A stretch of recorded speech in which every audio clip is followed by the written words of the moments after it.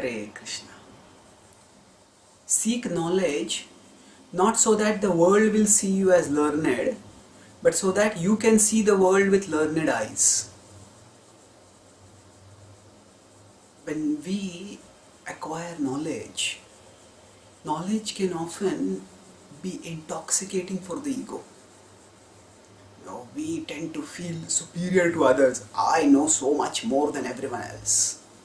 And when this happens, we get some titillation, some gratification of the ego because others respect us for our knowledge, and then getting that respect more and more becomes the driving purpose for the acquiring of knowledge.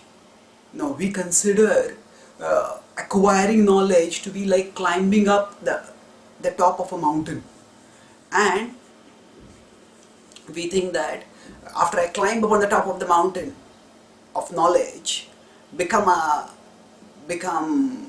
champion in knowledge, then everybody will watch me. Oh, how everybody look at me with astonished, admiring eyes, and that will be the success of my life. However, the problem with this attitude of wanting to see, wanting the world to see us as learned, is that the world may not notice us also. And even if the world notices us, still the world's attention span is limited, it's fickle. Tomorrow someone else will become learned, more learned, and even if that person doesn't become more learned, somehow the world may perceive that person as more learned, and the attention may shift to others, and we may think, oh, what is the use of my client having worked so hard to acquire this learning? But then, and that may put us in a whole set of destructive competition with others, wherein one person who is knowledgeable tries to pull down another knowledgeable person so that one can claim to be claim the trophy, claim to be the champion in knowledge. And this completely erodes the purpose of knowledge. The purpose of knowledge is not to make others see us with learned eyes, because that vision can give us only temporary gratification. But the purpose of knowledge is to ourselves be able to see the world with learned eyes.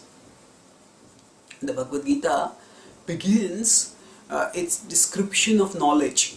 It lists knowledge in 20 items. Amanitvam adambhitvam, ahimsa shantirarjam, acharyopasanam shaucham, sthiryam atma vinigraha.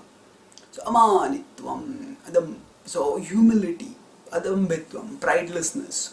So this the Bhagavad Gita talks about, because, and it says it goes on to a list of 20 items, and then it says etad jnanam iti proktam. This is real jnana. This is knowledge. And so what it indicates by this is a knowledgeable person is humble. So now we can go on top of a mountain so that others will behold us admiringly, or we can go up a mountain so that we can see the world better. So we can acquire knowledge so that we can see the world with learned eyes. And the Bhagavad Gita talks about this later when it says, in the same sequence of verses, Janma mrityu jara vyadhi dukkha doshanu darshanam.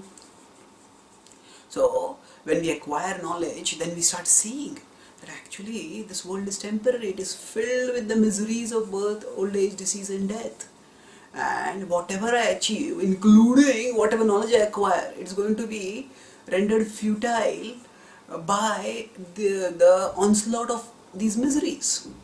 So does that mean that everything, including the pursuit of knowledge, is futile? No.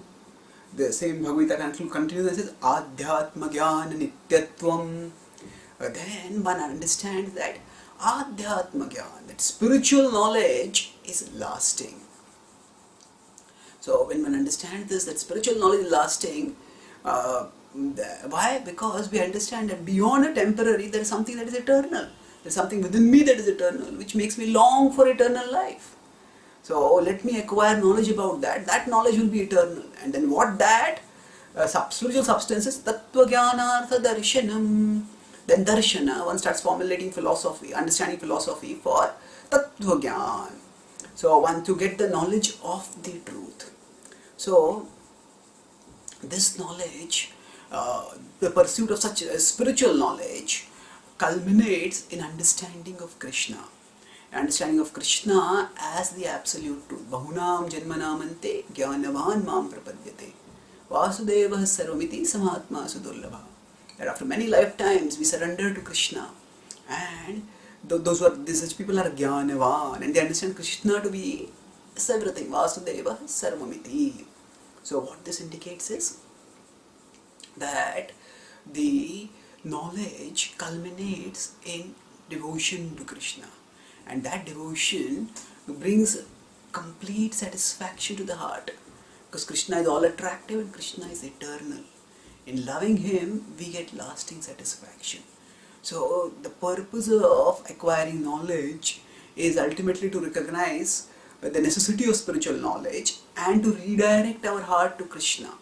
So we climb up the mountain of knowledge not so that people will admire us, but so that we can look at the world with learned eyes and thereby realize the need for directing our love beyond this world to Krishna.